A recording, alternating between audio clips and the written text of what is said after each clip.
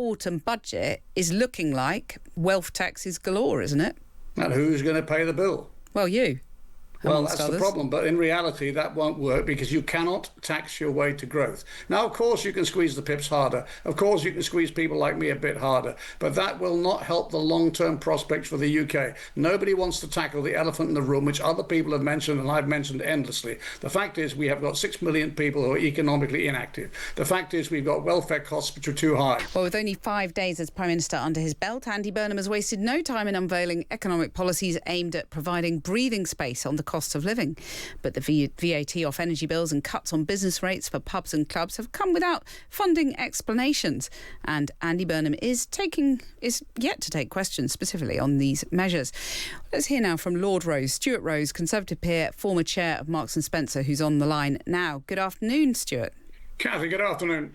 Just before we get into the nuts and bolts of economic policy, I just want to ask you about this Number 10 North and the talk about devolution of power around the country. We spoke to the Kim McGuinness, the North East Mayor, who's just been at this meeting with the Prime Minister, and I asked her about the fact that people in the South are feeling a bit cheesed off with all the emphasis in the north and southern discomfort, I put to her. And she said she's not worried about southern discomfort. They don't seem to mind if people in the London and South East are feeling a bit taken for granted. What would you say? Well, listen, this is an ideological statement that they've made that they want to have a number 10 up north. I mean, you might as well say, even if you said it was a number 10 in the West Country, like in Cornwall, or a number 10 in Suffolk, where I'm speaking from you today, it wouldn't make any difference. The reality is, in my view, that it will increase bureaucracy, it will increase cost, you'll have to have more people running different businesses around the country, and I don't see any benefit accruing from it. But let's see. I would say that, wouldn't I? But trust me, remember in a few years' time what I said to you. We'll play the clip. But do you think is it true that the North has been taken for granted, London and the South East has got the sort of cream of all the investment and attention? It's time to look north. No, I don't agree with you. I mean, at the end of the day, listen, we're a small country geographically. So, if you go to the north of Scotland, I think it's only about 700 miles. So I think it is ideological. This is just going to say, but let's see what happens because, I am underwhelmed by what's happened for the last 2 or 3 days. We've had a new Prime Minister come in. What have we had? We've had a few things sprinkled around. We've had a bit on energy, a bit on bus fares, and a little bit on today on hospitality, or yesterday on hospitality. It doesn't, frankly, Cathy, add up to a row of beans. Now, the real issue that you should be worried about, actually, there are 2 very important points today. One is come from the government itself, and I was very interested to hear Angela Rayner saying today on another radio programme that actually we are living, that's the government, on borrowed time. Hello, they've woken up, they've smelt the coffee. The second thing is they have wasted a year. We spent 5 or 6 months trying to get rid of Starmer. We've now got rid of Starmer, and we've got a new Prime Minister who, as I said the other day, is saying pretty much the same words out of a different mouth. But in reality, the Parliament is now in recess. Government doesn't come back into Parliament doesn't sit again until September. They've said now a few sprinklings of things, and we're going to have a budget. The budget won't get done till October, let's say. Nothing will get through government until the end of the year. So we will have wasted the whole of 2026 doing nothing. Wow. They are our government and supposed to be leading us somewhere. Well, let me. You talk about those sprinklings of announcements. Those spending commitments actually totaled £1.6 billion in just 4 days. That's quite a spree. And when you add all the bigger pledges that Andy Burnham's made on biggest council house building programme since the post-war period, social care coming down the track and so on, that autumn budget is looking like wealth taxes galore, isn't it? And who's going to pay the bill? Well, you.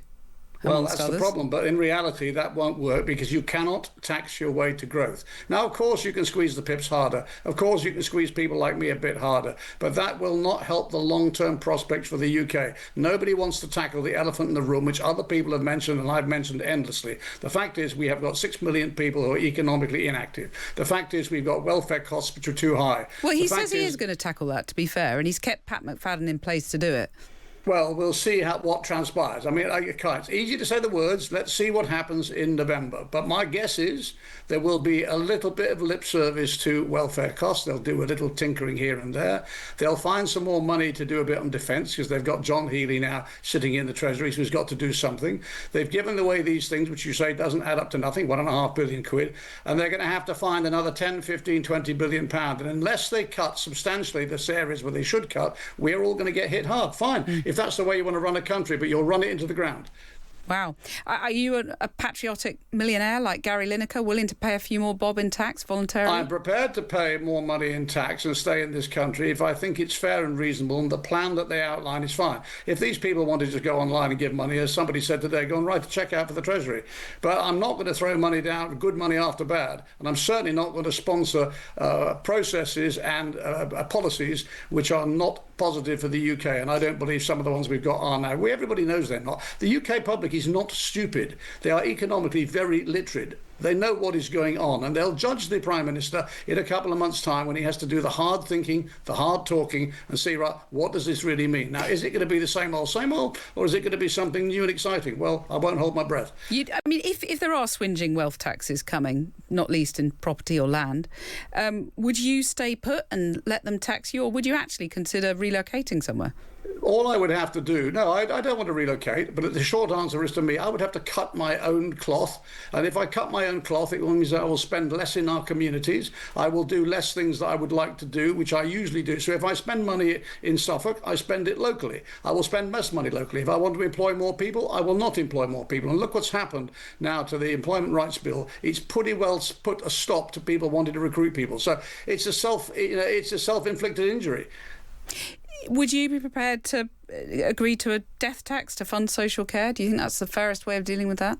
Well, we need to look at the whole of these things, but we need to think of what's fair. I'm very happy to spend money if they find the money from a place which is being wrongly spent at the minute and put it into a place where it's rightly spent. But at the moment, they don't want to do that. They don't want to stop spending in places where they know they shouldn't be spending it, and they do want to spend more money in new places. That doesn't add up. We are living beyond our means, Cathy. I've been saying it. I'm not the only one who's said it. Everybody's been saying it, but nobody wants to listen and do something about it. I mean, you seem quite cheesed off with the situation.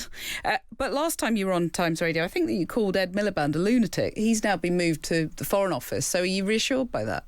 Well, I can't do much damage there, can he, in reality, because most of what goes on in the world is not detected by the UK. We're a small fry in international relations at the moment. You've just been having a debate. I didn't hear it all, but about this whole thing on tariffs. We just go with the wind. Whichever way Trump wants to blow or other countries want to blow, we have to bow with the wind. OK. And Kemi Badenoch, meanwhile, has been trying to purge people who are who like the Ed Miliband school of Dash for Net Zero, purge them from the Conservative Party. Is that the right move, or is it a bit Stalinist?